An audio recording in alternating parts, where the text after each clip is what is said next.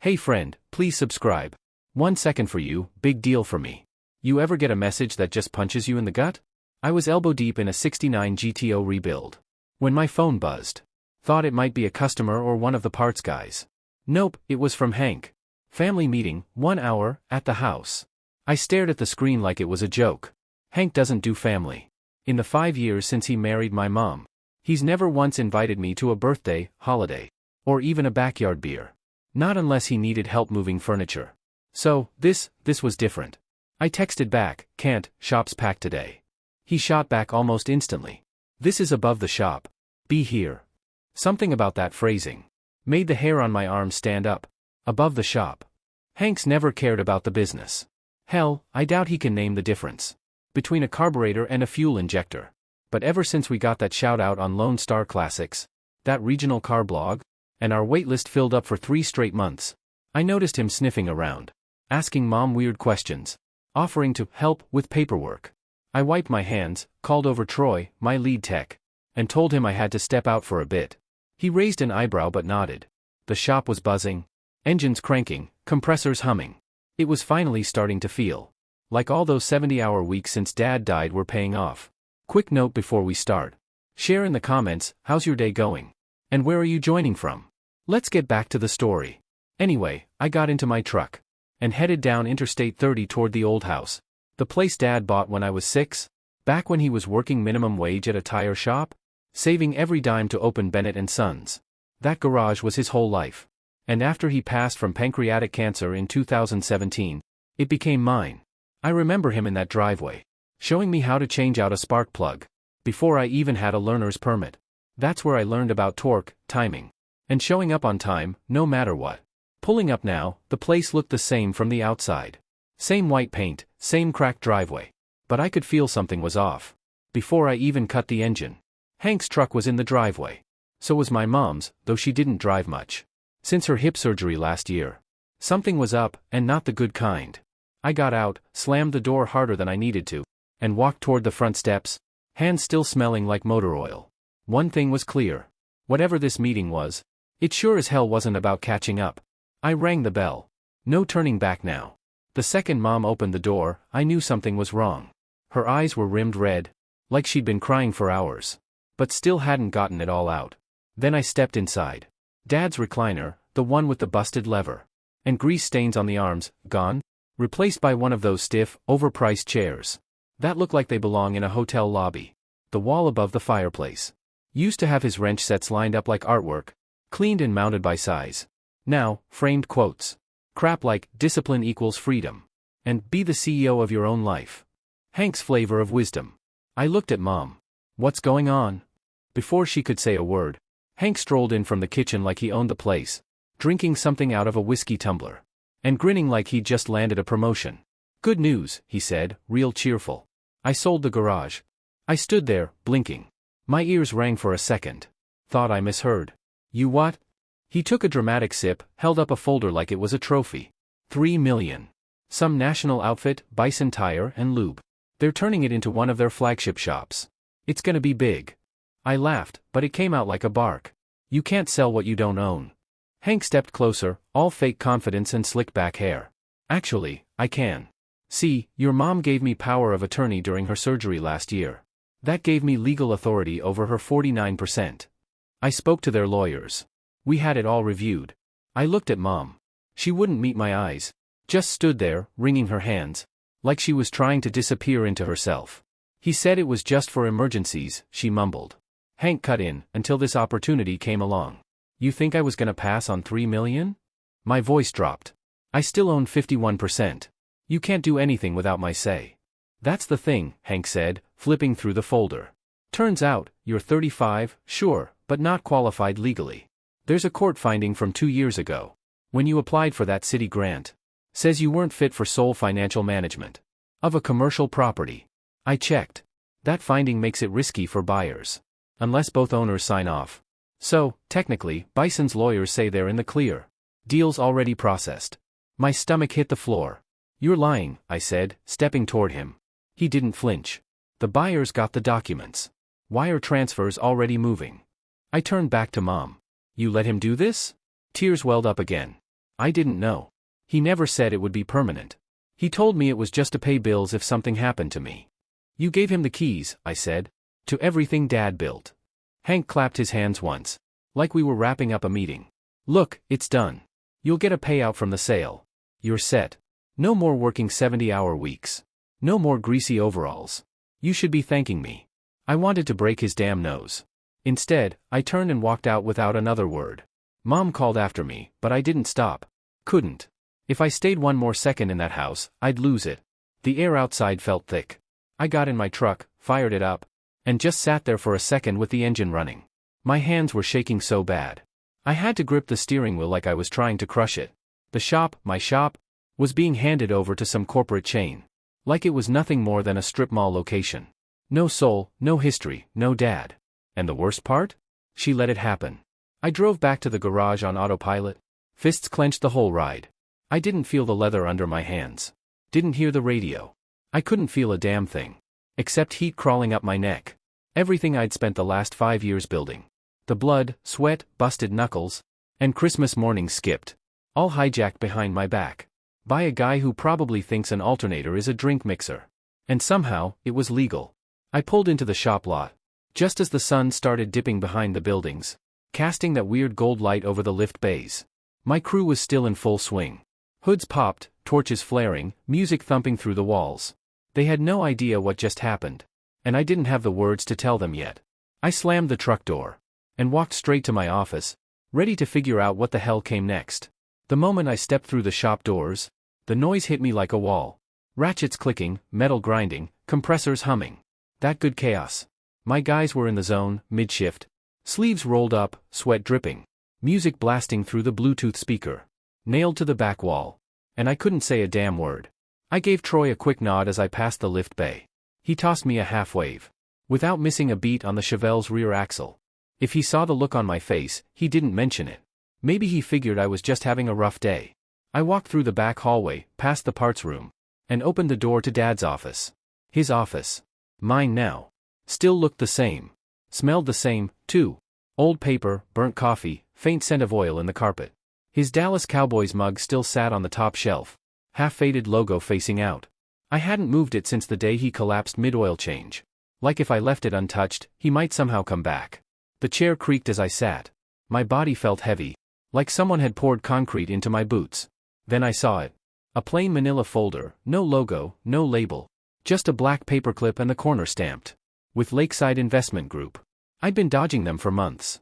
Tossing their letters in the trash, ignoring their emails. Telling Randall Knox, the guy in charge, that Dad's shop wasn't for sale, ever. It was a non-starter. But now, I was sitting in an office I might not legally own. Watching sparks fly out on the floor of a shop. Already promised to a company. That'd strip it of everything that made it special. I could almost see the Bison Tire banner already. Same bland blue and yellow color scheme. As every other corporate hellhole off a freeway exit. If someone's gonna own this place, I thought. It damn sure isn't gonna be them. I grabbed the folder, flipped it open. Same offer as last time, just over $3.5 million. Terms spelled out in plain English. No layoffs, no franchise branding. Keep the name, keep the team. Expand the classic rebuild model to other locations. All with my input. I pulled out my phone and hit the last number Randall left me. He picked up on the second ring. Randall Knox. It's Bennett. He paused. Didn't expect to hear from you. You still want the garage? He didn't hesitate. Name the time. We met that night at the old Hightower Diner off 287. Place hadn't changed since the 80s. Smelled like bacon grease and burnt toast. Booths all cracked vinyl and sticky corners. Randall was already there when I walked in, nursing a coffee like it was whiskey. Late 50s, clean-shaven, trim suit. That looked out of place under the flickering ceiling light. He stood and shook my hand. Like we were sealing a peace treaty. Long day, he asked. You could say that. We sat. No small talk. He pulled a thick folder from his briefcase. And slid it across the table. I had legal draw up the final version, just in case. Kept everything the same as before. No rebranding, no staff cuts, no layout changes. You keep full management authority. We just expand your model across the state. Maybe even out to Arizona, if you're game. And the name stays? I asked. Front and center, he said. Bennett and Sons stays Bennett and Sons. I didn't touch the folder. Why me? He shrugged. Because places like yours are dying, and they shouldn't. You do honest work. You've built something that actually matters. I don't want to change it, I want to scale it. I looked around the diner. Old-timers eating pie at the counter. A waitress who'd been there 20 years. Pouring coffee like she had the rhythm memorized. This place had soul. My shop had soul. Bison would bury that under touchscreen kiosks and fake smiles. Randall leaned in. If you're ready, I've got the team on standby. We can close by morning. You walk out with 3.8 and a contract? That guarantees your crew's jobs. And your name on every door. I stared at him for a long second, my jaw clenched. You screw me, I said, I burn it all down. That clear? He didn't flinch, just smiled. Crystal. I didn't finish my coffee. Didn't need to. I stood up, shook his hand again, and walked out into the hot Texas night, stars barely visible over the glow of the diner sign. Back in my truck, I didn't start the engine right away. Just sat there with the folder in my lap. Window down, cicadas screaming in the trees. I could still hear Dad's voice in my head. You only get one name. Protect it. I flipped open the contract, signed where it said seller, and took a photo of the page. By 8 a.m., that shop would be mine again, on my terms. By the time the sun came up, everything was in motion. Randall's legal team didn't sleep. They ran the papers through a mobile notary, fired off filings to the county clerk, wired the money.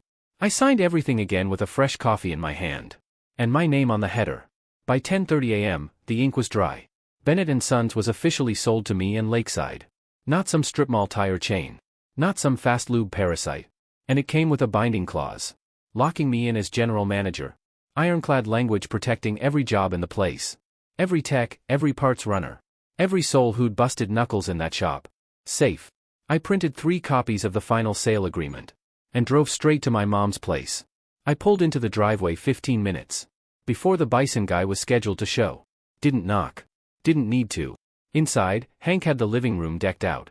Like it was a boardroom on Wall Street. Legal pads on the coffee table, 2 laptops open. And a pitcher of water like he expected to be hosting a TED Talk.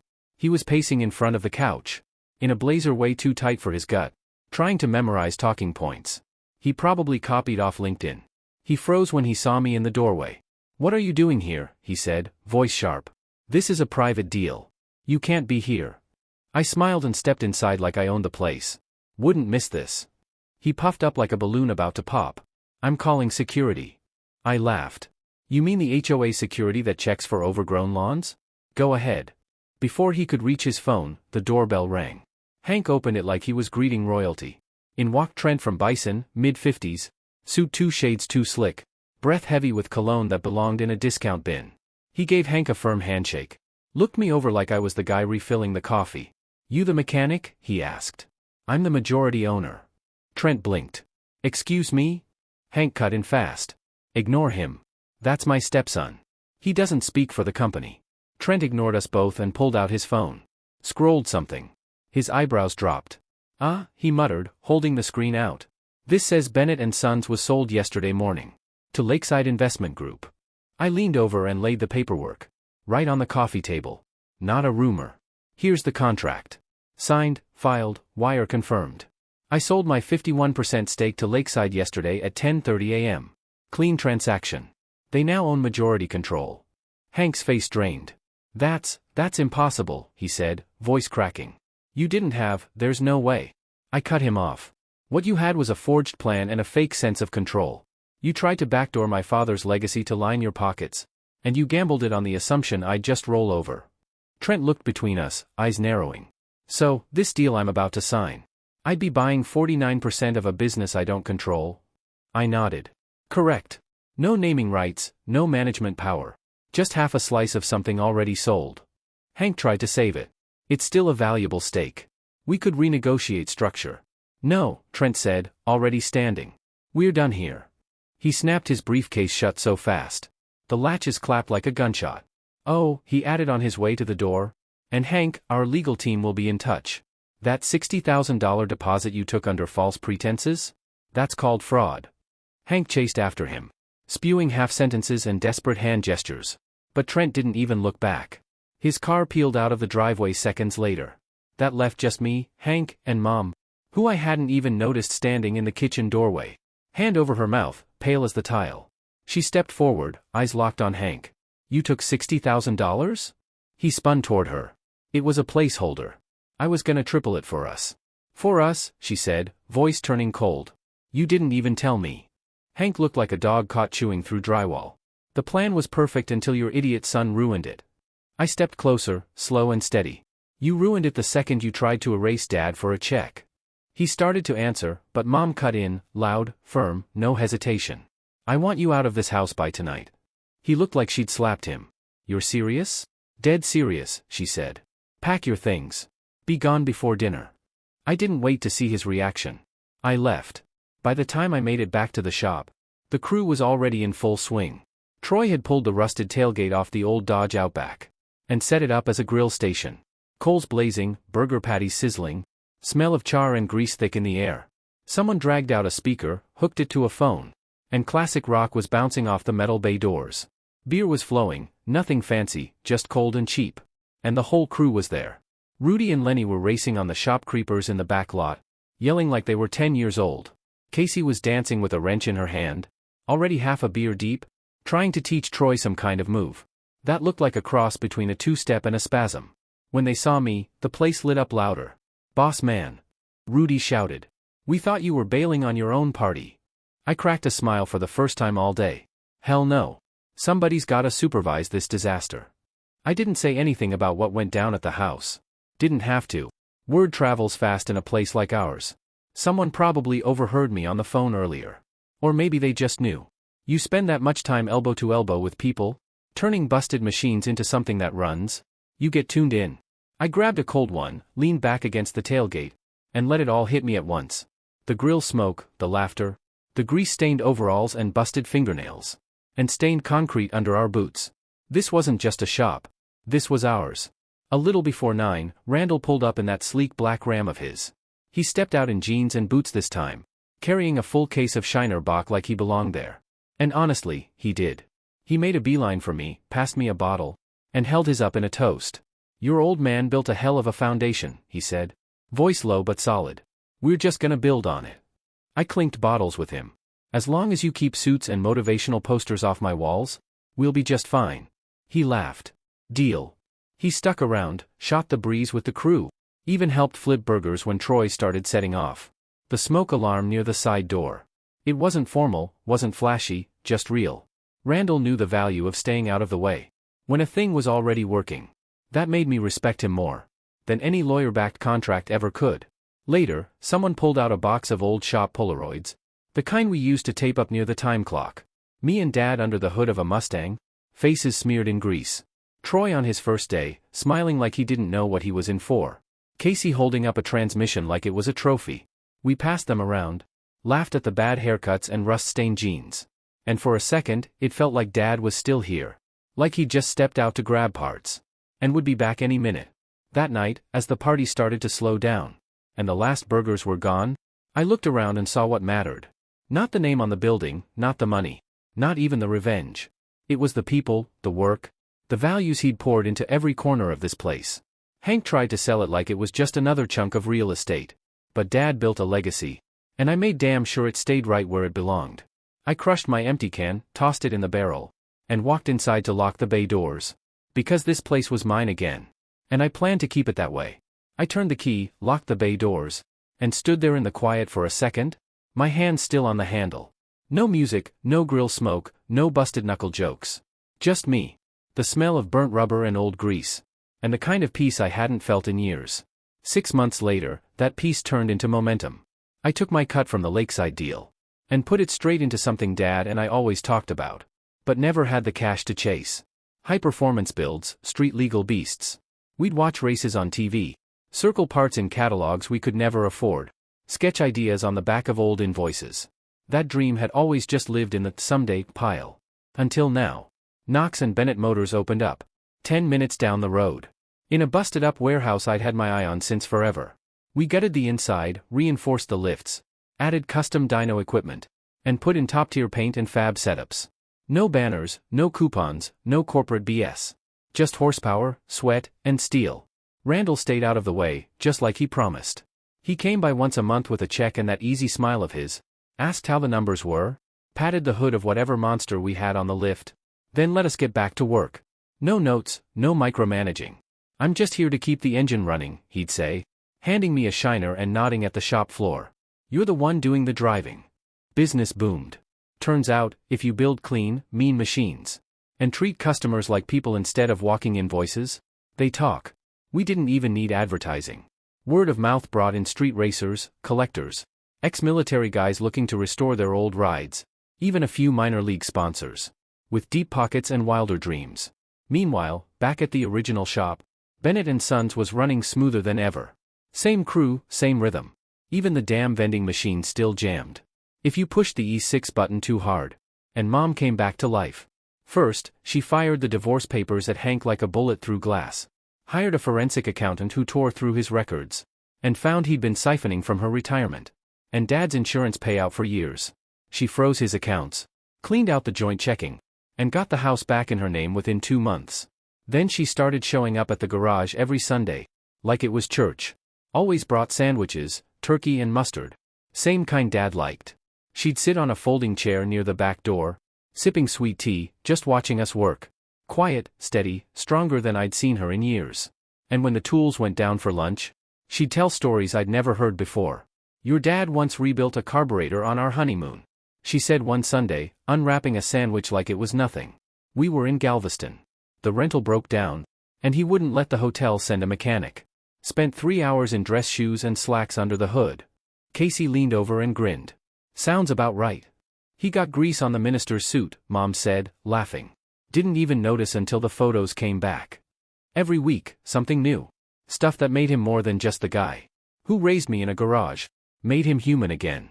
Made him real. Sometimes after lunch, we'd drive past the original shop together. She liked to see the cars lined up outside. The "now hiring" sign always posted because business was that good. The new structure lakeside added out back. Doubled the floor space, but they kept the name big and bold on the front. Bennett & Sons Garage, in the same block letters Dad had stenciled by hand 20 years ago. One Sunday, we pulled up at a red light across from it. She looked over and shook her head with a half smile. He'd be proud of you, she said. I looked over. You think? I know. You didn't just protect what he built. You grew it without changing who he was. That hit hard, in a good way. I thought about that a lot.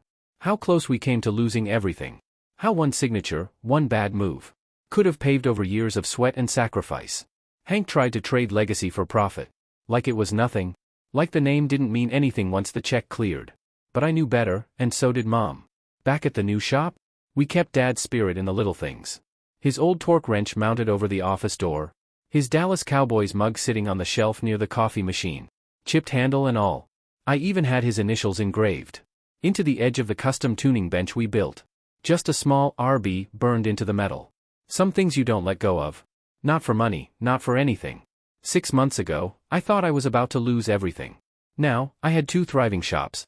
A crew that felt like family. A future built on horsepower and integrity. And a mother who'd finally started healing. And I had my father's name. Still standing, bold and unshaken. Right where it always belonged. We hung the photo just above the new office door. Dad in a grease-streaked t-shirt, arms crossed, smirking in front of a cherry-red Firebird. He finished 2 days before his last hospital trip. The frame was wood, simple, no brass plaque or inscription. He wouldn't have wanted one. Mom held the level while I drilled it in. She didn't say much, but her hands were steady. Her eyes clear. She was fully herself again. Sharper than ever, less tired, less small. Good? I asked. She stepped back, nodded once. Looks like he belongs here. And he did. Last I heard, Hank was pushing used boats. Off a gravel lot outside Weatherford. Just off Interstate 30. Big faded banner that said Easy Marine Deals. In crooked red letters. I drove past once on my way to pick up a crankshaft. From a guy out west. Spotted him under a torn pop-up canopy. Wearing mirrored shades. Barking at some poor couple about financing. The sign said, no credit, no problem. Which pretty much summed him up. Word is, he's still telling anyone who'll listen. About the millions he almost made. If my ungrateful stepson hadn't screwed me, he'll say. Like he didn't nearly torch a legacy to line his pockets. Honestly, I hope he keeps telling that story. It's the only honest thing he's ever said. Meanwhile, every week, we get at least one walk-in at Knox and Bennett Motors. Who pauses, glances at the old photo wall, and says something like, your dad rebuilt my Camaro back in 2004. Or, I remember this place when he ran it. Glad to see it's still alive. I always smile, nod, maybe offer them a coffee. But inside, I feel something twist, not in a bad way, just deep. Because it is alive. But it's not just the name. It's the values. Doing things the hard way when it's the right way. Staying late to finish a job. Because someone needs their truck for work in the morning. Paying your people fair, showing up on time. And not handing the keys to snakes like Hank. Just because a check has a lot of zeros on it. Dad used to say the secret to a clean engine was attention to detail. Every gasket, every torque spec, every inch mattered. Turns out, that's true for people, too. For businesses. For families. That shop, it's more than just walls and lifts. And grease on the floor. It's proof that you don't have to sell out to win. That you can do things the right way. Protect your people, and still come out ahead. Now, I've got 2 locations. A crew that's more like a tribe. Mom back in my corner. And a future that Dad would have raised a cold beer to. Without saying a word. I didn't just wreck Hank's plan. I kept what mattered. That garage is still ours. Just with a better engine under the hood. Would you have taken Hank down the same way? Or handled it differently? Drop your answer in the comments. And if you liked the story, hit that subscribe button and give it a like. YouTube picked this for you. Tap it. Let's see if they guessed right.